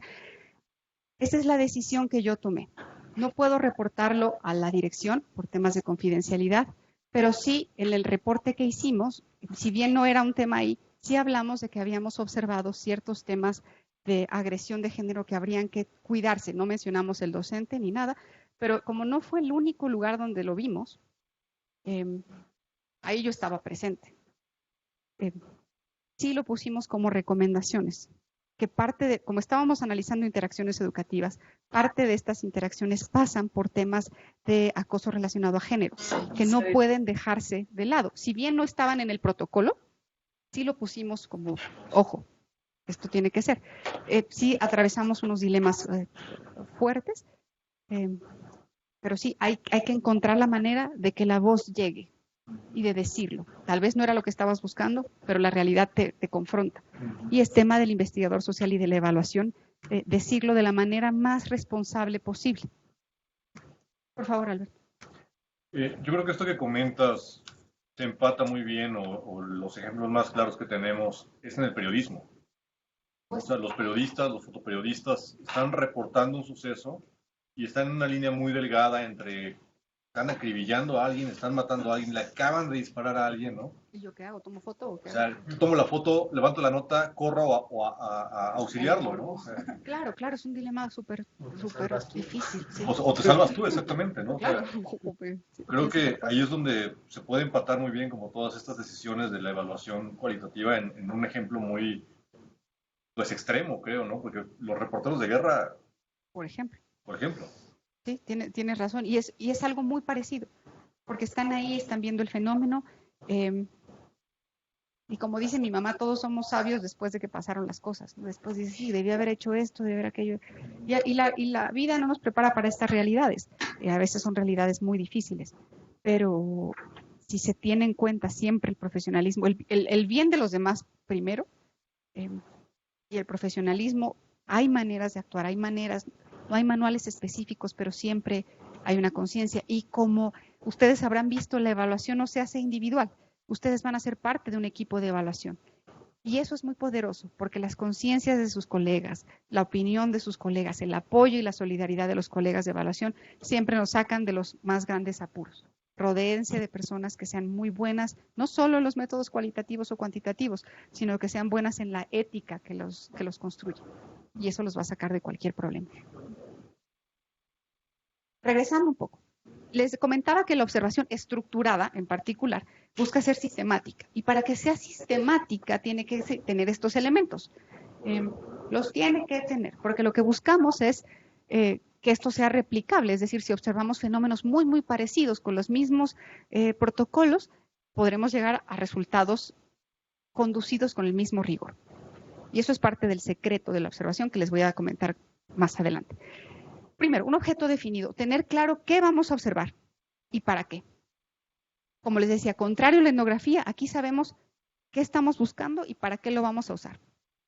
Que básicamente es para tomar un juicio de valor sobre algo, pero estamos buscando qué vamos a ver. Vamos a ver las interacciones de las personas, vamos a ver los materiales con los que cuentan, vamos a ver cómo resuelven cierto problema, qué es lo que vamos a ver. Ya lo tenemos definido. ¿Y para qué? Considerando qué es lo que vamos a hacer con ella. Tal vez en la entrevista vieron pues que había que poner las preguntas suficientes y necesarias. Y no decir, ya que estamos aquí, vamos a preguntar todo. Tampoco aquí aplica. Ya que estamos ahí, voy a observar todo. Dios, ¿qué es todo? No vamos a poder. Necesitamos saber claramente qué queremos observar y para qué lo vamos a usar. O sea, ¿eso para qué nos va a servir? El segundo elemento es las dimensiones de lo observable. Les voy a mostrar un protocolo de observación en aula, donde les voy a mostrar cómo es que cada una de estas cosas se desagregan, pero mientras quiero compartirles el entendimiento de esto. Desagregar unidades simples y acotadas de lo que se va a observar. Es decir, voy a ver la paciencia. Ah, muy bien, qué gran idea. ¿Cómo vemos esa paciencia? ¿Voy a ver la paciencia en el número de gritos o voy a ver la paciencia en las veces que las personas respiran profundo? ¿Cómo veo paciencia? Ese es un gran reto. O voy a ver explicaciones o retroalimentaciones. ¿Dónde la voy a ver? ¿Cómo la voy a ver? Voy a ver un buen docente. ¿Qué significa ser un buen docente? Voy a ver a un buen gobernador. ¿Cómo se ve un buen gobernador? Esas dimensiones las tenemos que ver claras. Respeto por el entorno, en realidad, no necesariamente el entorno educativo, el entorno social al que vayan. Es una observación estructurada, es una observación que no va a ser participante, en la mayoría de las veces no, pero cómo no invadir y cómo no llegar a decir, es que lo estás haciendo mal, cómo no afectamos el fenómeno con nuestra observación, cómo respetamos las cosas que están sucediendo, cómo no emitimos juicios de valor, así que ni con la mirada, y cómo irrumpimos lo menos posible y distraemos lo menos posible. Y por último, hay que registrar la observación. Necesitamos registrarla de alguna manera para que sea sistemática. Y ahí también está parte de los elementos claves de la observación estructurada. Estos son los riesgos de la observación, pero aquí me quiero saltar a una tabla que les presenta de manera estructurada los tipos de observación que hasta ahora hemos visto, antes de que yo pase a mostrarles el protocolo. Una observación puede clasificarse por estos criterios: cuando delimita lo observado, cuando delimita la participación del observador y cuando delimita la forma en cómo registramos nuestros hallazgos. En cuanto al observado, ¿es estructurada o no estructurada? Esas son las grandes familias. ¿Sé lo que quiero ver o voy a entrar a descubrirlo? Participación del observador. ¿Voy a involucrarme en el fenómeno o me voy a mantener lejos sin interrumpirlo? ¿Y voy a hacerle el registro de forma sistemática o más bien voy a ir anotando todo lo que vea? Eso es lo que define los tipos de observación. En este momento lo que yo les estoy hablando es una observación estructurada, no participante y sistemática. Eso es lo que les quiero mostrar. Por favor. ¿Podrías desagregar esa última parte de sistemático y no sistemático? No la registré. Esta está muy buena. Te voy a poner un ejemplo. Voy a adelantar un poquito más para mostrarles un ejemplo. Me voy a brincar. Hago un ejemplo, pero nos va a convenir. Prometo regresar. Pero creo que es una manera muy didáctica de abordar este ejemplo. Hicimos una evaluación sobre los maestros de media superior. La gran pregunta de media superior era: ¿cómo usan el tiempo mis profes de bachillerato? No lo usan. La pregunta traía historia, y eso es importante que como evaluadores cachen por qué quien les pide la evaluación, qué quiere saber qué es lo que quiere saber quien los está contratando para hacer esa evaluación. ¿No? Este contexto es importante. Era media superior. Cuando indagamos un poco más, resulta que media superior quería unirse a esta oleada, en donde educación básica ya había hecho un estudio para medir el uso del tiempo de sus profesores de básica. Ya lo tenía y media superior dijo, ¿por qué yo no? Yo quiero también saberlo. Nunca se le había ocurrido, pero no importa. Lo quiso saber y nos contrató a nosotros para hacer esta evaluación del uso del tiempo. ¿Para qué? ¿Por qué les menciono esto? Porque es importante. Cuando entendemos la naturaleza de lo que querían saber, no era que yo me pusiera creativa y dijera, ¿cómo mediría el uso del tiempo? Es que se vale.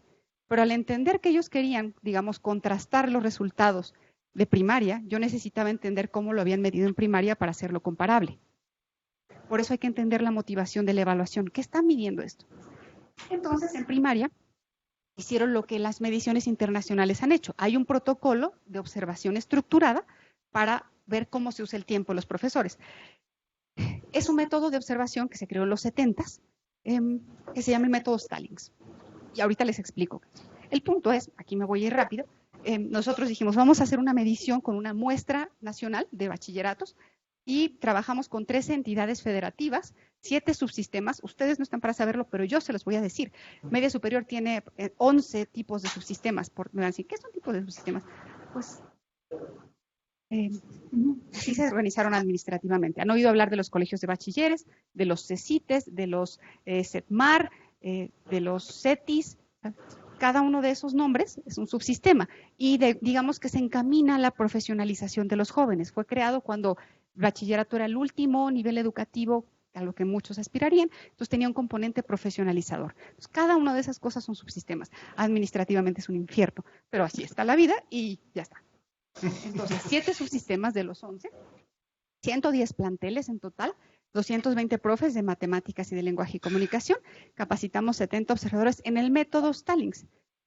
¿Qué es el método Stallings? El método Stallings se basa en, ¿se acuerdan? Es que ustedes están muy jóvenes, pero a ver, ¿se acuerdan de las fotos Polaroid? Ah, buenísimo.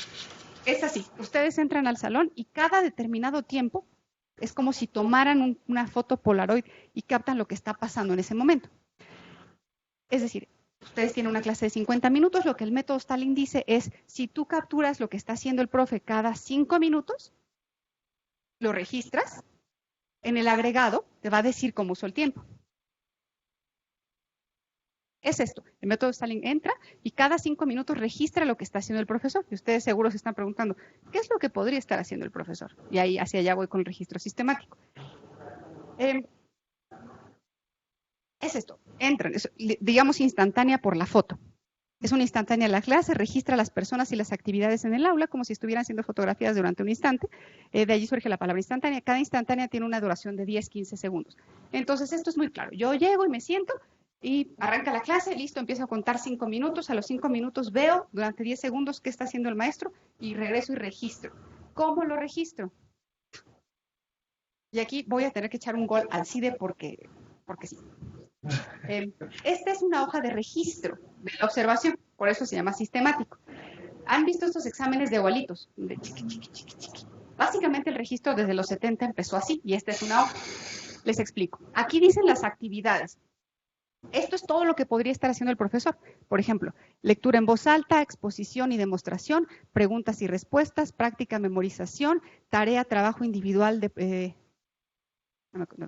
copiar, por copiar no es que los estudiantes copien, sino cuando transcriben del pizarrón. Debería decir transcribir, es un término más apropiado, pero es cuando el profesor escribe algo y los estudiantes están copiando lo que dice en el pizarrón o la lámina. Instrucción verbal, ya está. Esto es lo que la investigación educativa, salud, gracias a un etnógrafo, descubrió que son las cosas que los profes hacen. Entonces, llegamos a la observación estructurada. ¿Cierto? Está parando.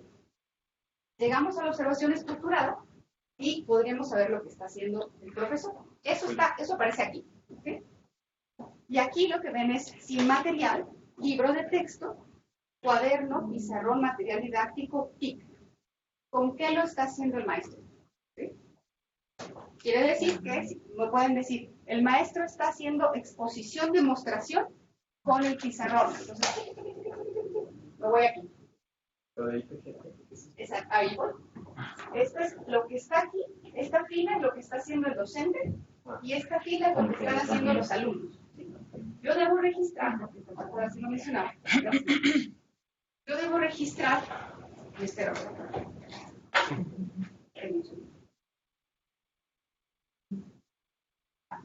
esto era la hojita, les voy a mostrar cómo lo alteramos. Entonces, en este protocolo demanda que registres lo que está haciendo el docente y lo que están haciendo los estudiantes también, un poco para la mancuerna de la clase. Entonces yo dije, bueno, está haciendo exposición con pizarrón, chiqui, chiqui, chiqui. Me localiza aquí. Quiero saber lo del docente. ¿El docente lo está haciendo con un estudiante, con un pequeño grupo de estudiantes, con un grande grupo de estudiantes o con todos? ¿A quién se dirige su acción? Porque eso importa. ¿Y cuántos de los estudiantes están siguiendo lo que el profesor está haciendo? ¿Uno, un pequeño grupo o un grande grupo? ¿Me explico?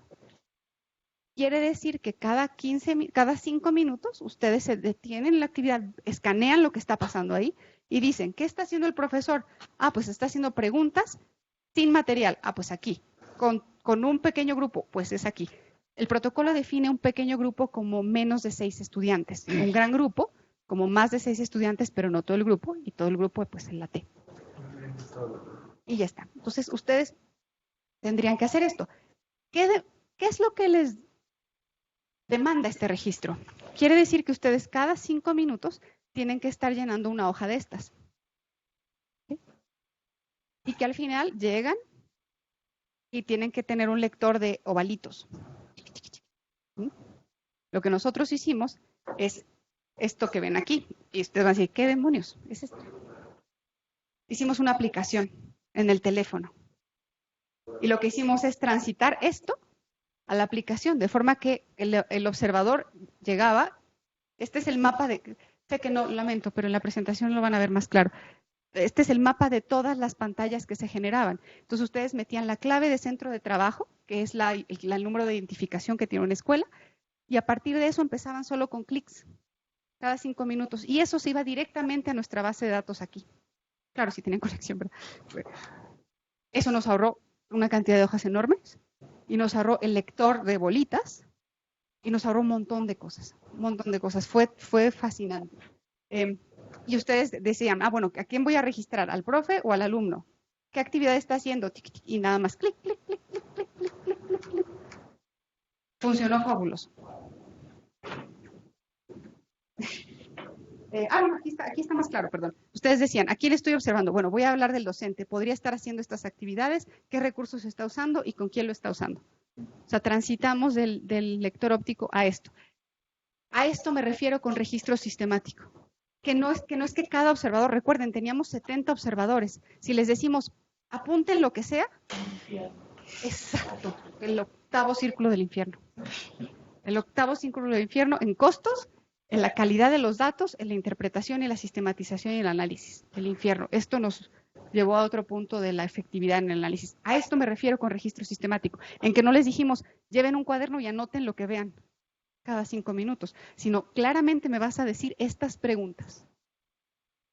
El registro no sistemático está mucho más asociado con la etnografía cuando llevan, por ejemplo, diarios de actividades, diarios de clase, en donde el observador anota absolutamente todo. Después regresará a saber qué era lo más importante o no, pero apunta absolutamente todo. Tremendamente rico. Nos meten otros desafíos. Hay cosas que en ambos métodos ganas y pierdes. El punto es qué quieres responderte. ¿Qué es lo que estás evaluando? ¿Qué quieres responderte? Porque ustedes lo pidieron. Estos son los resultados de los que observamos. Déjenme decirles algo. Hay actividades aquí ligadas a la enseñanza y hay actividades ligadas a la administración de clase, totalmente necesarios en las clases. Pasar lista, acomodar a los estudiantes, revisar tareas. Hay cosas que no se pueden negar. Hay cosas de administración, hay cosas de enseñanza. Por eso los resultados están puestos así. La columna azul es el tiempo que los docentes destinan a este tipo de actividades, ¿saben? La buena noticia es que para media superior, en el momento que se hizo ese estudio, casi el 71% del tiempo de los docentes estaba destinado a actividades académicas.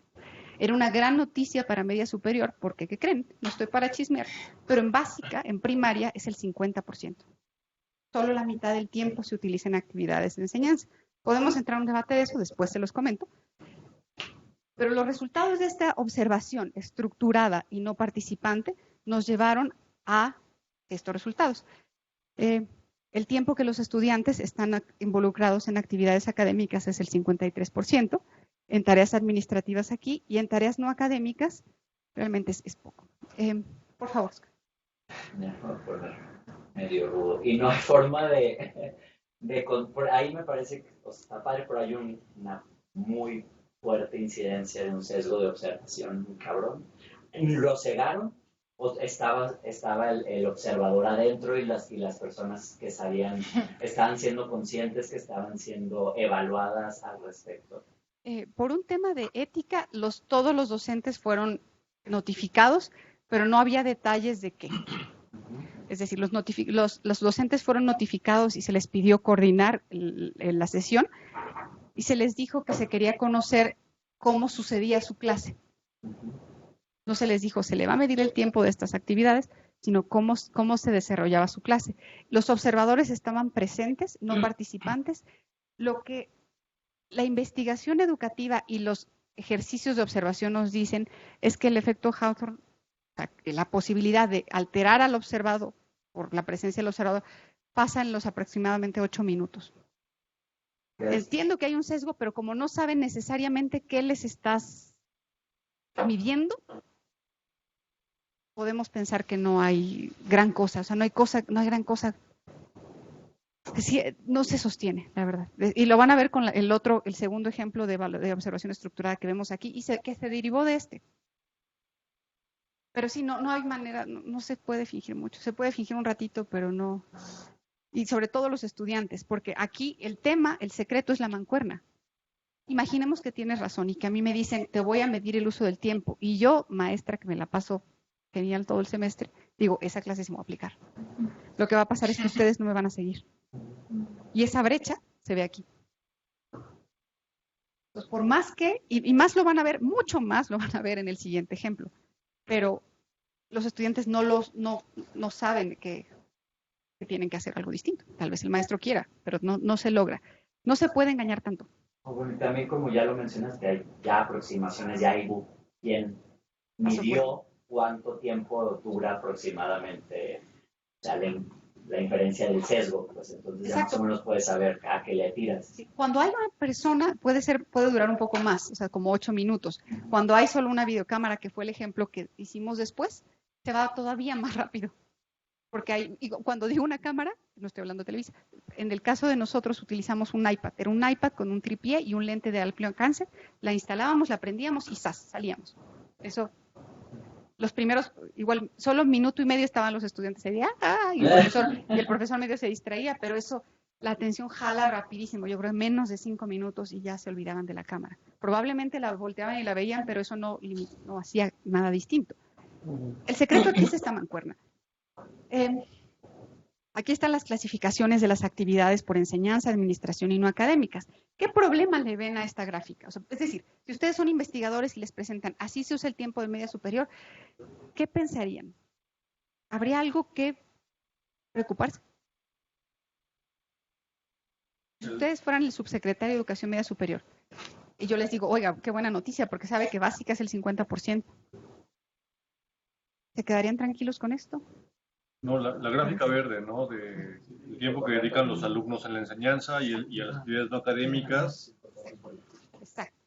Exacto. Si ustedes fueran el subsecretario, yo esperaría que me dijeran, oye, pero los estudiantes no lo siguen. El docente puede estar muy involucrado en actividades de enseñanza, pero los estudiantes no están ahí. Exacto. Ese es el tema. Ese es el tema. Esto detonó un segundo estudio de observación, porque el punto es, ¿por qué? ¿Por qué no lo siguen? Y este protocolo no te da para responder por qué. Este protocolo solo te dice cómo usan el tiempo, pero no te dice por qué los estudiantes no están involucrados en actividades. Pero ya es una primera señal como para poner otras políticas públicas o evaluaciones. Por supuesto. ¿Qué sucede para que no se interesen por la educación, por ejemplo? Exacto, sobre todo porque si tomas mala información y dices, en básica la mitad del tiempo no están dentro, pues seguro mis docentes tampoco, lo primero que tengo que hacer es obligarlos a que estén adentro. No, aquí no, este no es el problema, pero necesitas evidencia, necesitas evaluación, y esto te permite saber, el problema no es que mis docentes no estén llegando a clases o no estén dentro de clases, el problema está sucediendo ahí. Hay un problema en la clase que hace que la mitad de los estudiantes que están allá adentro se desconecten de lo que está sucediendo en el aprendizaje, literalmente. Y eso te lleva a otra pregunta de evaluación. Y para responder esa pregunta de por qué no se enganchan, necesitas otro protocolo. No. Mi ejemplo no es agobiarlos, mi ejemplo es decirles qué están queriendo saber y que utilicen la mejor herramienta para saber lo que querían saber. Para responder esa pregunta, necesitaban otra cosa. Entonces nosotros dijimos, ¿sabe qué? Yo puedo responderle esa pregunta. Puedo decirle, si me permite hacer una evaluación, puedo decirle por qué la mitad de los estudiantes no se sostienen en la clase. Y nos dijeron, sí, queremos saberlo. Ya estábamos encaminados. Y ahí utilizamos otro protocolo de observación. Hagamos una cosa. Como siempre, mi planeación del tiempo falla un poco.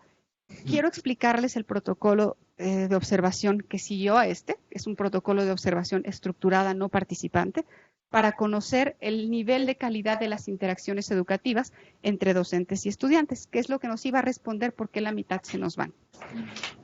Quiero mostrarles ese protocolo y quiero que hagamos un ejercicio de observación. con un video de una clase real. Quisiera que tomáramos un receso ahora, pero antes de que se vayan, quiero que elijan. Tengo 3 videos de clase de 15 minutos. Quiero que elijan, que me ayuden a elegir uno. Igual Tania y los compañeros a distancia, por favor, están abiertas las votaciones. Tengo estos 3 videos que los nombramos así. Son clases de bachillerato sobre el cual me gustaría hacer un ejercicio de observación estructurada, pero quiero que me digan cuál prefieren. Tenemos una que se llama Otra forma de entender las ecuaciones, opinión sobre los textos y el cine y 3 incógnitas. ¿Cuál se les antoja ver? ¿Dónde se va a votar? Aquí, ahora, porque me gustaría que antes del receso me dijeran cuál para poder prepararlo y que al regresar estuviera ya. Como tarda en cargarse. Alberto, por favor. El 1. Aquí votan por el 1. Por el 1. Hay una votación por el 1. ¿Quién vota? ¿Podría levantar la mano, por favor? ¿Quién vota por el video 1? 1, 2, 3, 4, 5. Muy bien, muchas gracias. ¿Quién vota? Aquí tenemos 2 votos por el 1 y 2 por el 2. 3 por el 2, 4 por el 2. Les damos un minuto que terminen de votar los de distancia y se cierran votaciones. Ok. Alguien vaya y luego 8. Pero no se vayan a sesgar por la influencia de sus compañeros a distancia, por favor. Mantengan sus preferencias intactas. Nos vemos al final. Muy bien, muy bien. Muy bien, sean racionales. Entonces, sí, son videos de bachillerato. Son fracciones de 15 minutos únicamente, hablan de episodios específicos y lo que quisiera hacer es tomar eso y empezar a desagregar cómo se vería en un protocolo la acción de observador estructurada y que me sorprendan con sus sesgos. Ese es un ejercicio muy bueno. ¿Cómo van las votaciones? En el momento que se dejen de mover las votaciones. Voy al recuento de los datos. Por mientras votamos 1, 2, 3. Muy bien, dígame. A ver, yo cuento aquí los votos. Aquí por el video 1 de Otra forma de entender las ecuaciones. ¿Cuántos? 5. Perfecto. Por el video 2, ¿cuántos? El 1. Ah, y 3 entonces. 3 votos para el video 1. Para el video número 2, opinión sobre los textos. 1, 2, 3. También 3. Y para el video número 3. 1, 2, 3, 4, 5. Muy bien. Para el video 3 tenemos 5 votos. Perfecto. Aquí solo tenemos votos para el video 1 y para el video 2. Para el video 1 hay 1, 2, 3. 3 votos para el video 1. El video 2 tiene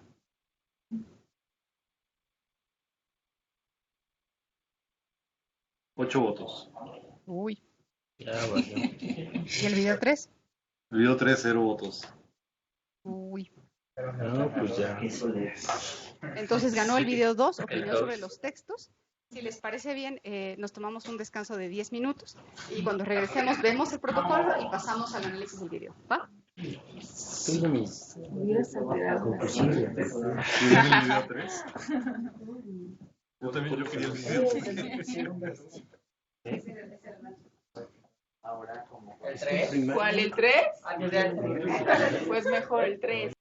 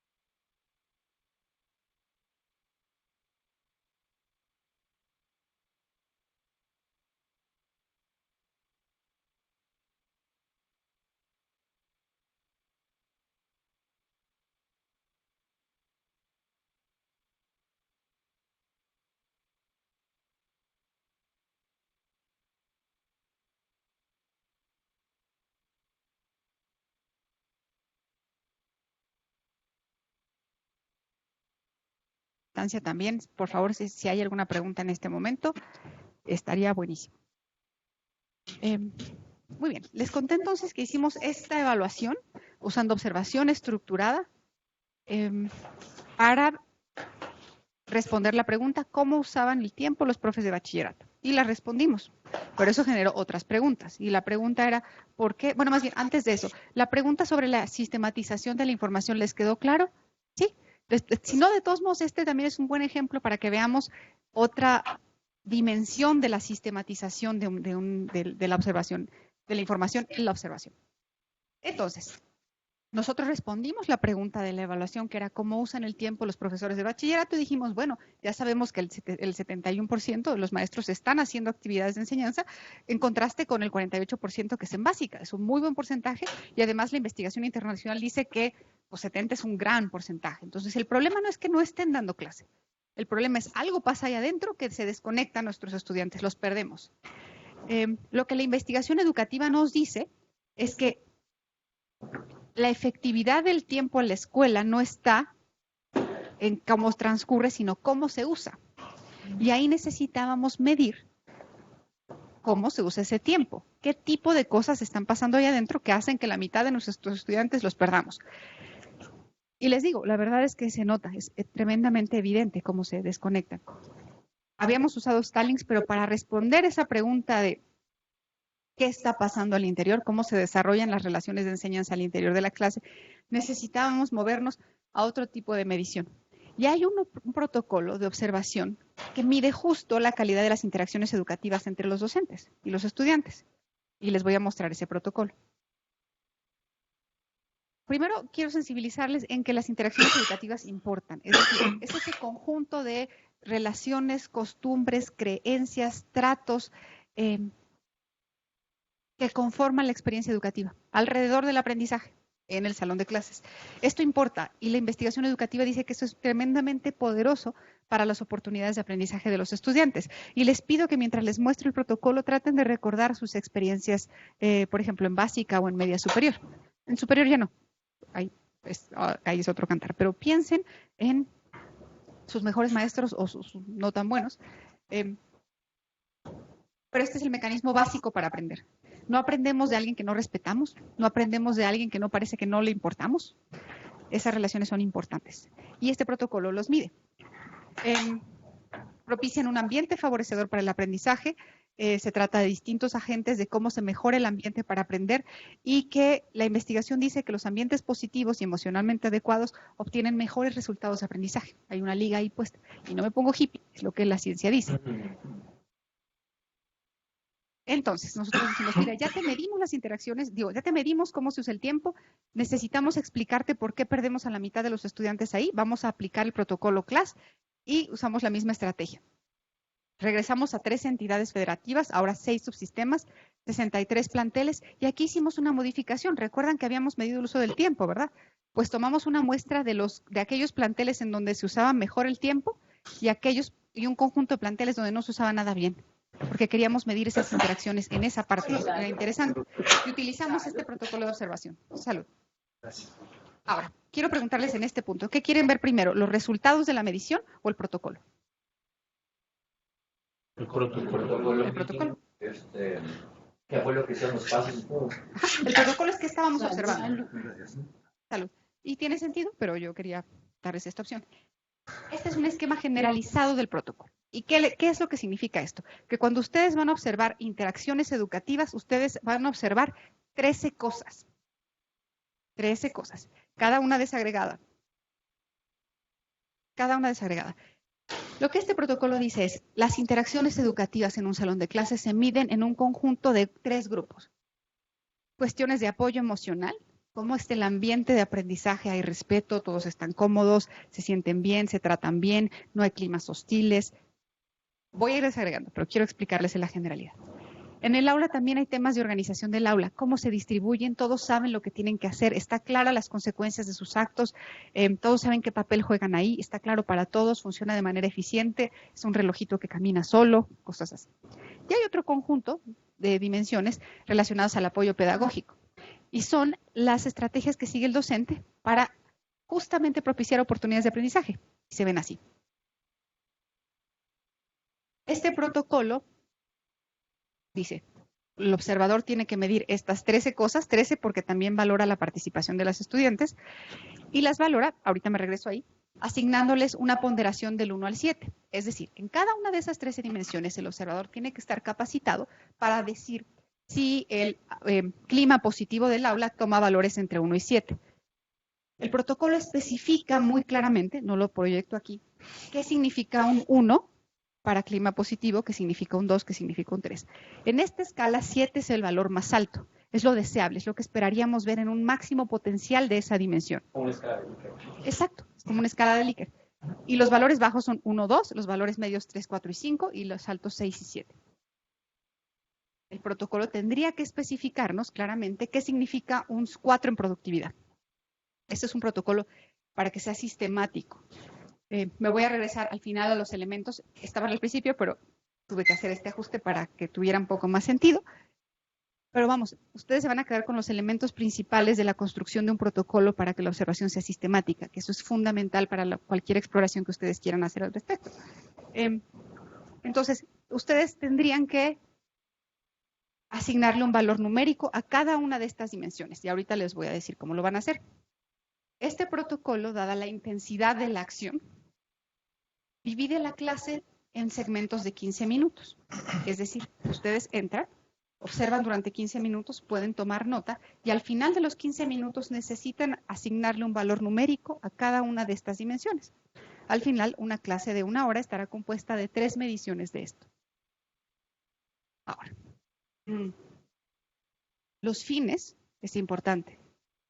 Si los fines de la observación estructurada, hablando de este caso, pero es importante que lo sepan para una valoración así, si el fin es retroalimentar al docente, es decir, tomar un juicio de valor sobre la práctica docente, ustedes necesitarían observar al menos 5 clases del docente en horarios distintos y con grupos distintos, porque no es lo mismo dar clase a las 7 de la mañana del lunes que a las 12 del mediodía del viernes. Es un desafío de contexto que tienen que entender y tienen que capturar. Si ustedes quisieran tomar un juicio de valor sobre el desempeño docente, necesitan al menos 5 clases en diferentes horarios, con diferentes grupos. Si ustedes quieren, como lo queríamos aquí, hablar de la política, una clase era suficiente.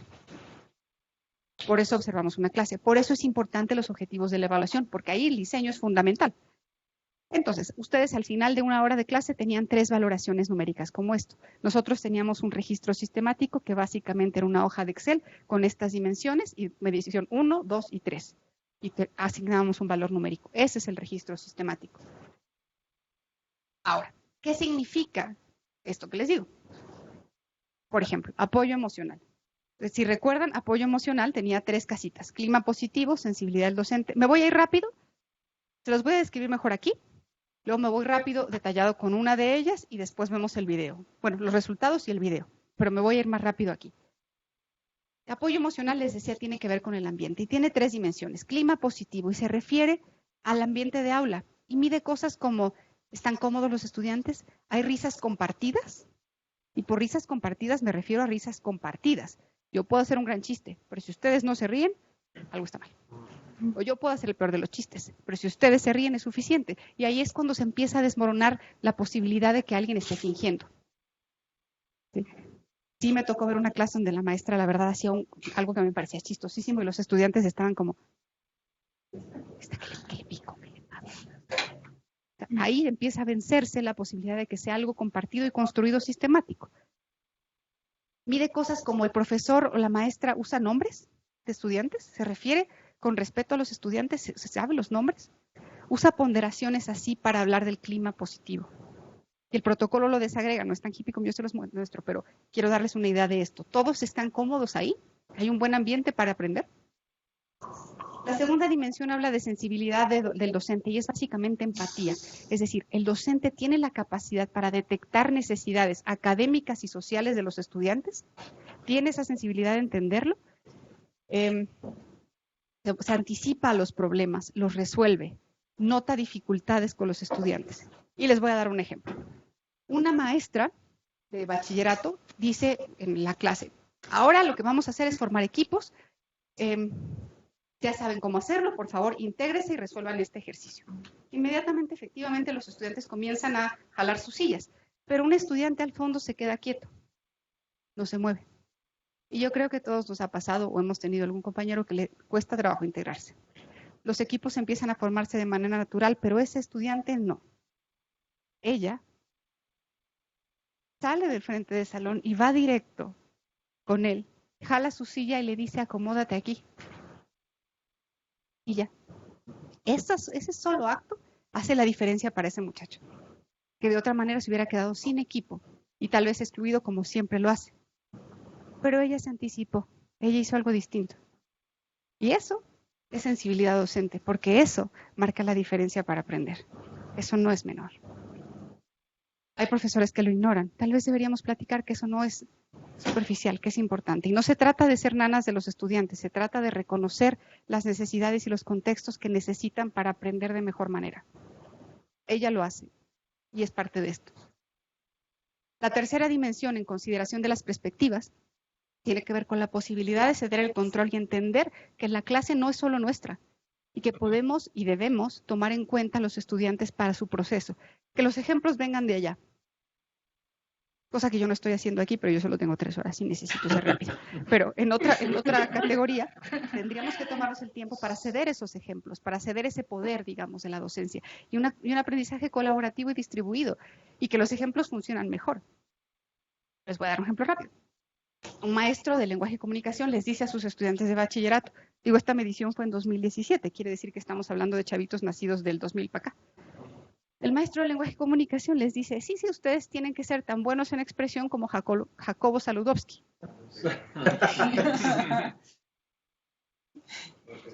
Pues no causó chiste porque nadie entendió quién era Jacobo Saludowski. Yo sí, ajá.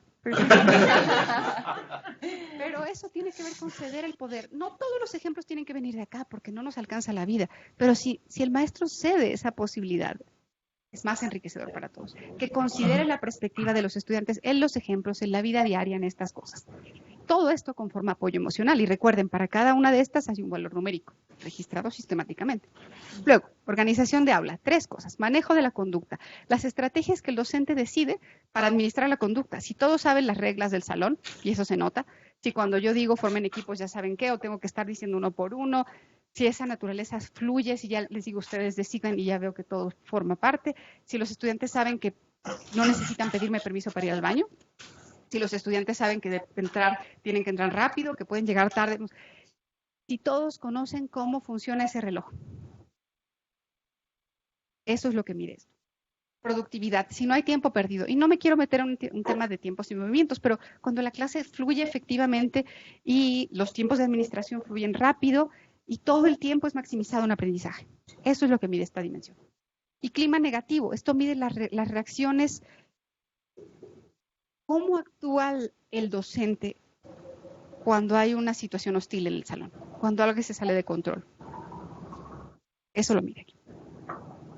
Esta última dimensión, apoyo pedagógico, es probablemente desde el punto de vista teórico-educativo la más poderosa. Todas importan, pero esta viene como en el núcleo de lo pedagógico. Y se forma por 5 dimensiones.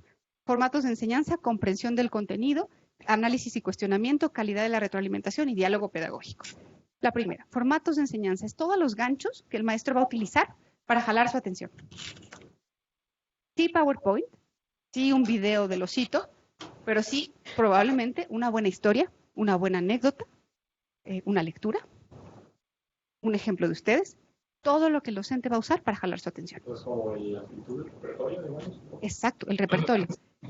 Pero este protocolo te dice una cosa, a lo mejor yo tengo aquí desplegado una serie de pósters de algo, salud, de pósters. Imaginemos un aula de clases, por ejemplo, en un preescolar o en algo así, que hay muchos estímulos visuales. Solo si se usan, lo contabilizas como un formato. El que estén presentes no significa que sean productivos, lo tiene que usar el maestro. Así tenga Plaza Sésamo aquí, si no lo usó, no vale. Esos son de los pequeños detalles que la observación tiene que tomar en cuenta y el protocolo tiene que dejar claro. Si no, de otra manera, cada quien hacemos lo que entendamos. Esos son formatos, ganchos, estrategias. La segunda es comprensión de los contenidos y mide el dominio del docente sobre lo que está enseñando. Y eso se ve a través del enlace que haga de hechos, procedimientos, conocimientos y contenidos y cómo los vincula en la clase. ¿Hay forma de verlo? Sí. ¿El protocolo lo marca? Sí. Igual lo vemos. Pero mire, es eso. ¿El profesor domina eso que está queriendo enseñar? ¿O nos hace falta trabajar en ello? La tercera dimensión es análisis y cuestionamiento. Y lo que busca medir es la posibilidad de que el docente expanda oportunidades de aprendizaje a través de preguntas. Pero preguntas abiertas. Hipótesis. Les pide a los estudiantes qué piensan de esto. Por ejemplo, punto para mí. Cuando les puse la gráfica del uso del tiempo, que les dije qué problema verían, eso es dejarlos hacer sus hipótesis. Mide la posibilidad de que los docentes hagan eso. Preguntas abiertas, qué piensan, quién lo haría de otro modo, cómo preguntas abiertas expanden la reflexión de los estudiantes. ¿Me explico? Igual cuando veamos el protocolo, nos regresamos a eso. Calidad de la retroalimentación es justo como el docente detecta el error y expande el conocimiento a partir de acompañar la reflexión para llegar a una reflexión profunda de los estudiantes. O sea, cómo ataca esos problemas de retroalimentación. Y la quinta, que es diálogo pedagógico, es muy buena, muy poderosa y probablemente la menos usada. ¿Han escuchado hablar de la mayéutica socrática? Algunos sí, algunos no. Ahora sí me voy hasta los griegos, es la posibilidad de acompañar a los estudiantes a través de su propia reflexión, de preguntas hechas para que los estudiantes encuentren sus propias respuestas en un camino de reflexión totalmente personal. Es una tutoría personalizada, es acompañar esa reflexión con preguntas y preguntas que vayan guiando a los estudiantes hacia ese conocimiento profundo. Difícil, pero la docencia es una acción difícil. Estas 5 dimensiones hablan del apoyo pedagógico. Por favor, Oscar. Tengo dudas sobre el protocolo mismo. ¿Qué tanto? Me parece que son dimensiones muy exhaustivas. ¿Qué tanto puedes observarlas todas en una sola clase? ¿Tendrían que observarse todas y cada uno de los elementos en una sola clase para...? ¿Tendrían que observarse? Sí. La pregunta que tal vez tú quieres hacerme es, esa yo se las hago a ustedes. Lo divido en 2 mi respuesta. ¿Tienen que verse las 13? Sí. ¿Vas a ver 7 en todas? No. Y no es el objetivo. ¿Qué tan necesario es que todas tengan 7? Para nada, para nada. Si a mí me muestras un protocolo y me dices que todas tienen 7, te lo rompo en ese momento y corro al observador. Ajá. Les voy a explicar por qué. Porque la clase tiene sus momentos, tiene sus ritmos, y el ciclo escolar tiene sus ritmos. Cuando un profesor está presentando un tema nuevo, ustedes no van a ver retroalimentación. No la van a ver. Lo que van a ver es probablemente aquí o acá, cosas acá, al principio de un tema. Cuando estén viendo ejercicios, sí van a ver esto. Cuando estén al principio del ciclo escolar,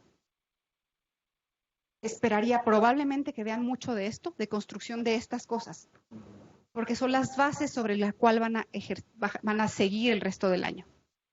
El ciclo escolar tiene sus momentos, la clase tiene sus momentos, la clase tiene particularidades. Sí, por supuesto que es inválido ver episodios de 15,7 en todo. No. Y ese no es lo que buscamos. Ese no es lo que buscamos. Ese es el tema. Ahora les voy a decir. Ajá, por favor, y regreso acá con Daniel, por favor. Bueno, y eso se identifica a priori del protocolo, o sea, teniendo este background de conocimiento y de experiencia que hay sobre qué esperarías encontrar dado el ciclo, dado el momento en el ciclo escolar en el que estás, dado las condiciones, o sea, me imagino que no es lo mismo una clase de matemáticas que uno de lenguaje, que no es lo mismo las 9 de la mañana que las 3 de la tarde. Puedes esperar, o sea, ¿hay variaciones esperadas a las que tú puedas ajustar las observaciones? Buena pregunta. Y ahorita que te muestro los resultados, vas a ver. Pero sí. Recuerden la pregunta de evaluación. La pregunta de evaluación es ¿por qué perdemos a la mitad de los estudiantes en clase? Exacto, ¿qué está pasando ahí? ¿Qué de estas cosas necesitamos trabajar para sostener el interés de los estudiantes por aprender? No nos interesa que estén presentes, ya sabemos que están. Lo que sabemos es que los perdemos.